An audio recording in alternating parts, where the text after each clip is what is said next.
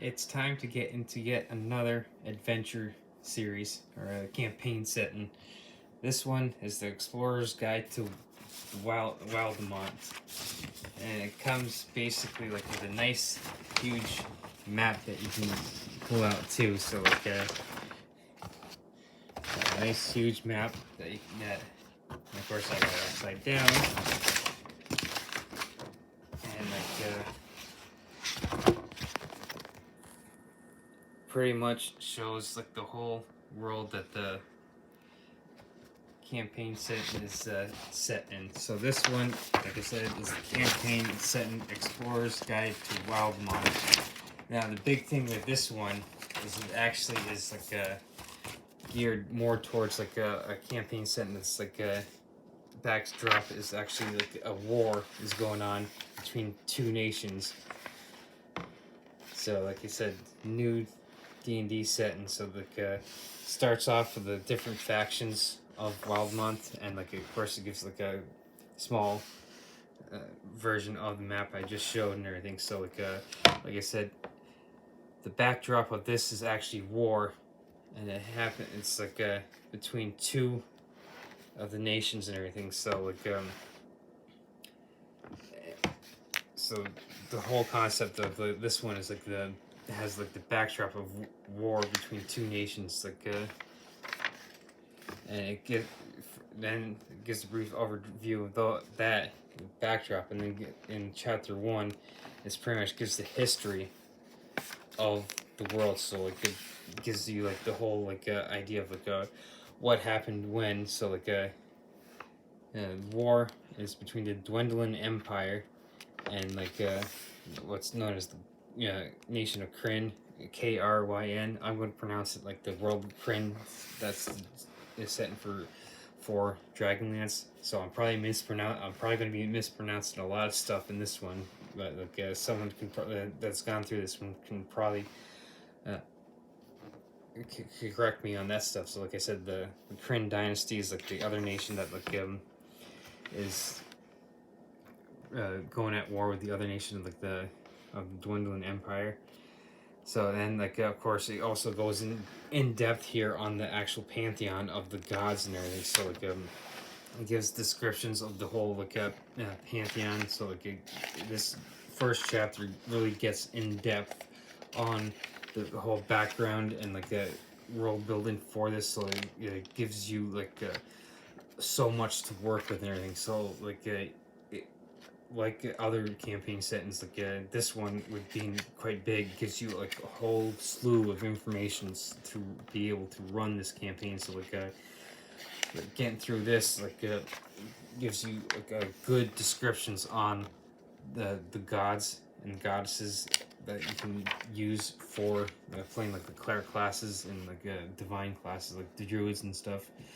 And then like the second chapter actually goes even in depth into the actual like factions and like the nations, and actually gives like NPCs, gives like of the of each nation. So that's why like and it gives like ideas and like their goals and like their motives, and like it also gives like factions within each nation. So like it gives you like merchants and like adventure guilds and stuff you can use to like basically run adventures just in a particular nation. So like getting back to the idea that the backdrop is that there's an actual war going on between two nations. So you could use that as like an antagonist type of campaign setting where like you have your characters run as like in a sense like a special agents for each nation against their adversary, or you can just run campaigns just within each nation itself with having all these factions and different like ideas for like the concepts of like each nation's goals and like motives and everything. So it really gets into depth with like in this chapter 2 on like on the whole backdrop for each nation. It also gives you ideas for different NPCs that you can use in each nation as well. So like for instance, the figures of interest that I mentioned, like these are like the important NPCs for each nation that you can use. So like I said, you can use them as like maybe like figures that like the PCs meet, and they're kind of like a patron for the PCs that send them on missions or like adventures and stuff. So like this chapter really goes into like the depth on the factions and the guilds and everything on within each nation. So then chapter 3 actually goes into depth on each actual region of the map, that like the big map that I showed. So like right here, you can see like this one goes into the Lucindian Ocean. It gives like a whole description on each like a little like area within each geographic area. So like this is yet another chapter that goes in depth on like geography and like the area for each specific area, like nation. So like it gives you even more information and goes even more in depth. So like you can say like it gives even maps of cities that you can do. You can even do city-based adventures, and you can probably could run like a whole campaign just based on like one city. And so like and it gives like artwork of like different types of things you can see within each geographical region. And so then like it goes into, like I said, even further detail of each of the areas that you can like so you could have like an area Pacific campaign. So like I said, you could have like a city specific, area specific, or you could use the whole like idea of the war that's going on between the Kryn dynasty and the Dwindlin Empire as a campaign, run a campaign with. So this whole chapter 3 goes in depth on each, like I reiterate, each geographical location in depth. So it gives you like a backdrop of like each town, city, like and like the surrounding area. So like you have like ideas of like the populations and like a type of people that the PCs would run into, and like it also gives like ideas for like adventures as well in each specific area. So like it go like this source book definitely goes in depth on each of the geographic regions, as well as like all the factions and like the NPCs.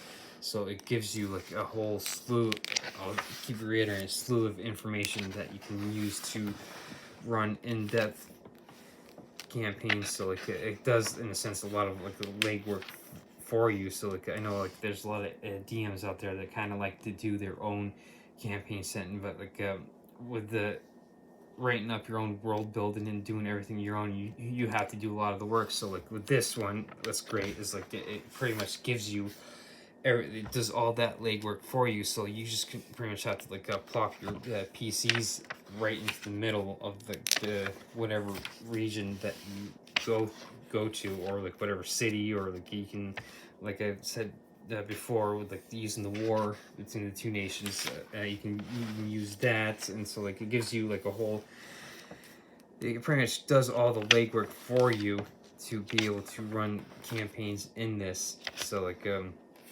and like you can see like this chapter is very in depth because it goes through each region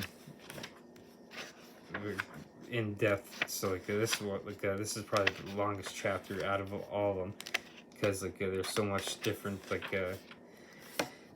there's so many different areas. So like it breaks, like it breaks down each geographical region, so that way you could focus on one specific area. You don't necessarily have to concentrate on the whole world. And like and with the like you can see here like with another map of the one of the cities, you could quite easily do just a city-based adventures.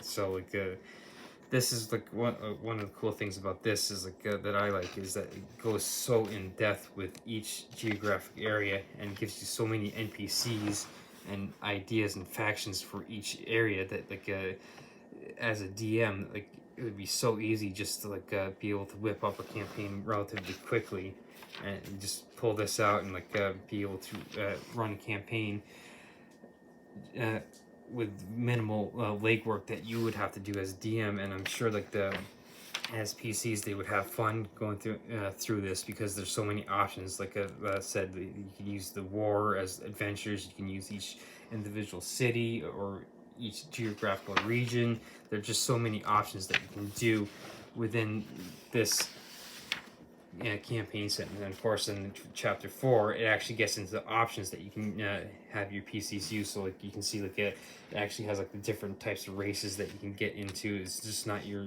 typical like elves, dwarves, gnomes, halflings and stuff. So you have like different ones that you can use quite as well. So like it gives like descriptions on like the different types of like races that you can run, and of course it gives the sub races that you can use. So you don't necessarily have to like for instance like here with the elves, you don't necessarily have to run like your typical high elf or your wood elf. You could as you can see here, you play like a sea elf instead. So, and it gives like different like the abnormal character races that you wouldn't necessarily run in like a traditional campaign set. And so like and of course like you got like some of the like what you wouldn't I would say abnormal ones, and like compared to like your traditional ones. But like this is what gives it like even more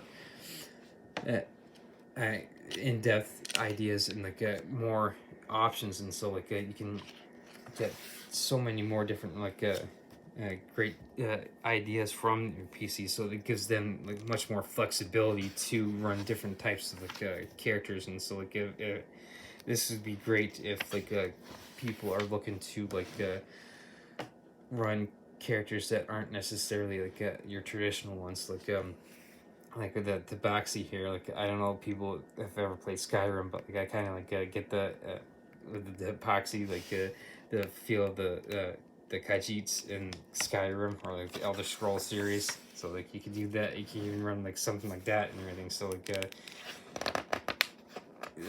with these character options and everything, it gives them so much more diversity and more so many different options that you could maybe run multiple campaigns in this and never run the same one twice.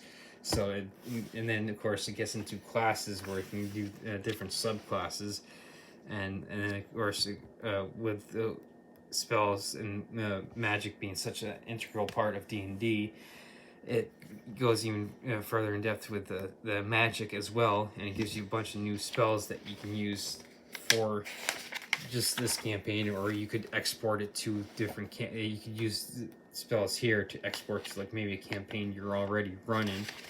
So this gives like just so many different options like that you can run. So like sort of like the Sword Coast adventure setting that I went through, this one gives you great options with with the Sword Coast that just focuses on the Sword Coast and the Forgotten Realms. This gives you the whole world of the Wildemont that you can run through. So like it gives like ideas for like pretty much like backgrounds. It's like the Hero Chronicles. Like it gives you like even more ideas to kind of flesh out like your characters, so you can even like build relationships with family, allies, you can see rivals. So like the options that you have could be just using this adventure book is completely endless, you could say.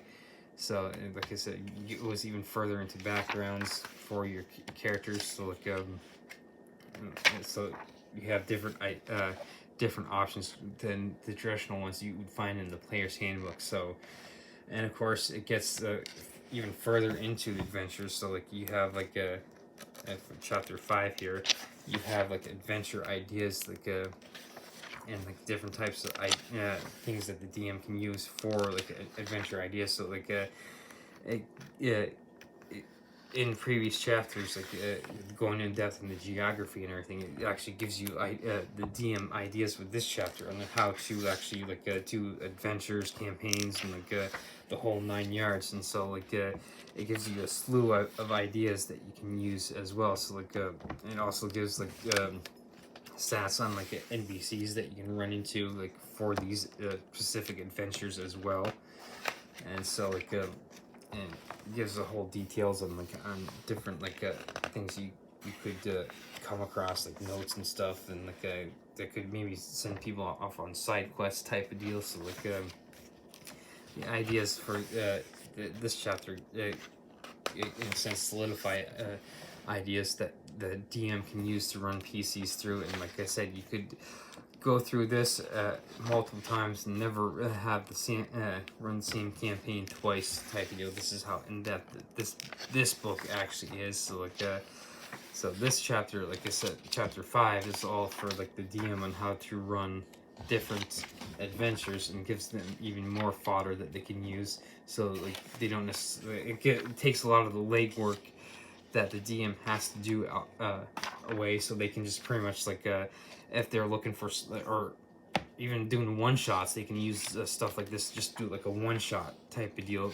which has become quite popular for especially introduction for people into D&D. They just like a one shot is like just basically one session where you run through like people through like a quick one night adventure type of deal. So like what with one shots, what comes to mind for me is like sort of like board games, like a popular board game that I got into like that's come back as Hero Quest, and I'm probably going to eventually get into that at some point. So like think of like one shots sort of like that as like a quick board game that you could do in a sense. So like that's that chapter, adventure ideas. So like then of course also like what makes the PCs want to get into like is the treasure. Like who doesn't want to get magic items and gold and silver and like become rich and famous by adventuring in this campaign, something like this. So like this gives you like a whole slew of magical items that you can use, that you can sprinkle throughout any campaign that you run in this. And of course, like I said before, you could take like some of these magic items, just like the spells and stuff, and export them to a campaign that you're already running. So like if, for instance, like if you're using the Sword Coast Adventures guidebook that I went through before, you could take some of these items and kind of like sprinkle them into a campaign that you're already going through there. Or maybe you're a DM who has done all legwork to do your own world building. You're running through people through your own world. You can still use like the not only spells but the magic items here to sprinkle through your campaign as well. So like that's what that's great about like having something like this, is that you can take ideas from like the adventure chapter, the treasure chapter here, and like NPCs and stuff in previous chapters, and kind of export them and use stuff in like another campaign. And of course, like this one finishes off with chapter 7, which Beastery, which in a sense gives you a whole new slew of type of monsters that you can use that are specific to this campaign set. And of course, like I just said, with the treasure and magic and like magic items and spells and stuff, you could in a sense export these to a different campaign. So like if you're maybe you do a one shot with this, and you do like some of these beasts and everything, you can export them to like a campaign set and that you're already running.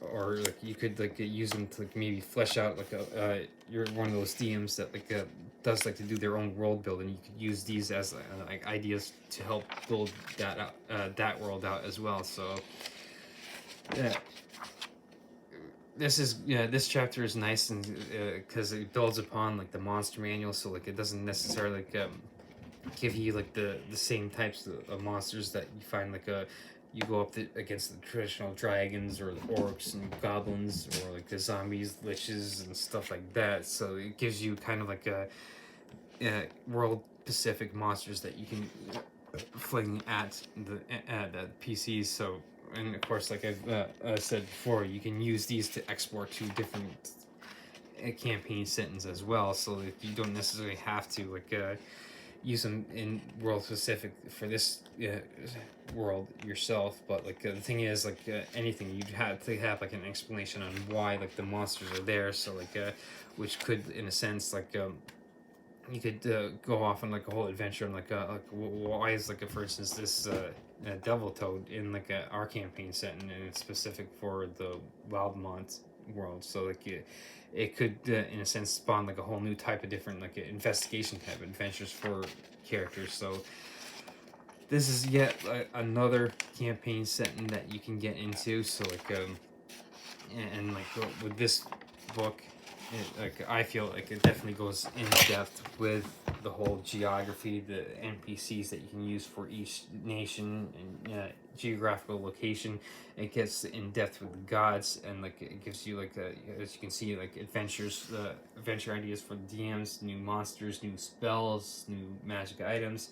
So this would be definitely another campaign that would be great to get into. So like I said, this, with having something like this, instead of like as a DM having to do all the legwork of doing your own world building or like creating everything from scratch, this does pretty much all the legwork for you. So you just have to like in a sense read the book and get yourself set up for as a DM, so you can run a campaign in this campaign setting and everything. And so like what's unique about this compared to like others like the Sword Coast adventure book that I went through, is that this uses war as like a backdrop. So like you have like two war nations that are at war. Instead of like a cold war, they're actually in a hot war, and they're actually going at it. So you can use that as a backdrop as well.